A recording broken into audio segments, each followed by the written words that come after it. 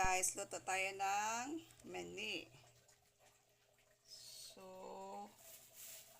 lagay na natin, mainit na yung oil natin. So, ilagay na natin tong mani. So, dahan-dahan lang.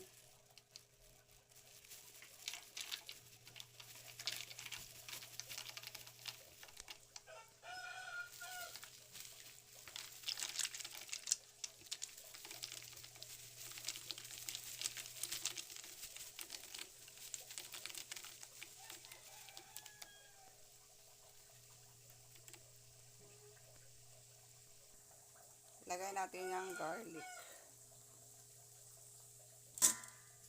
Yan.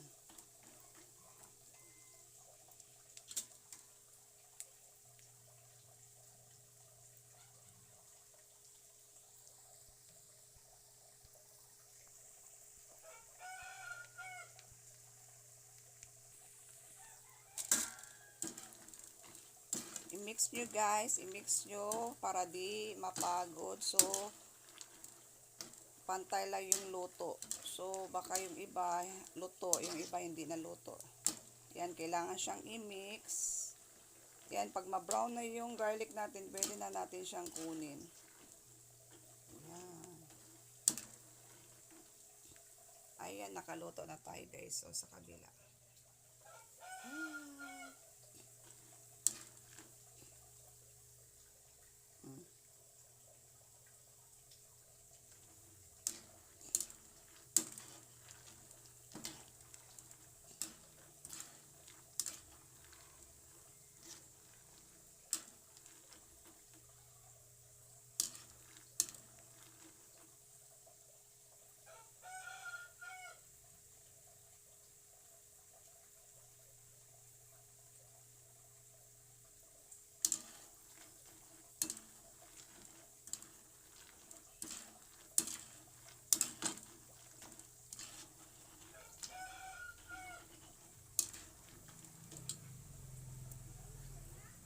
Ayan, napakasarap ng ating mani. So, ganito siya pagluto. Yan, hilaw pa to. So, dapat bantayan nyo magluto ng mani para di masunog yung mani natin. Yan.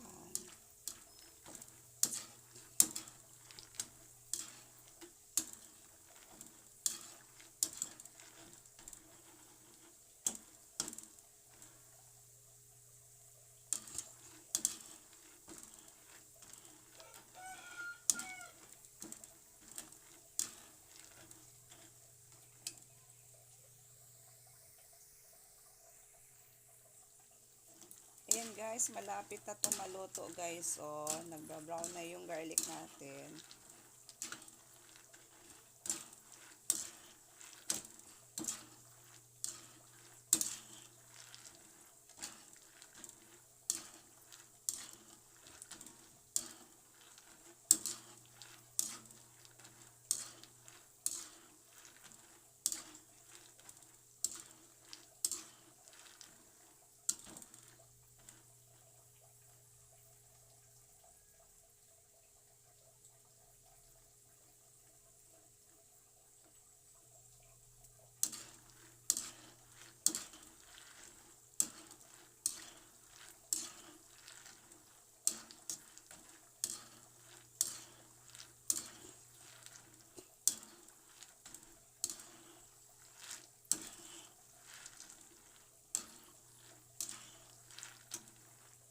Yan, kukunin na natin to siya guys. Luto na to siya guys.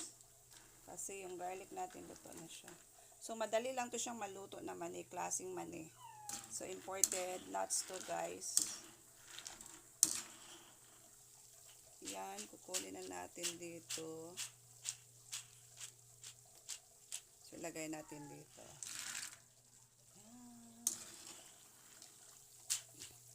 Ganun natin para hindi kay maraming oil.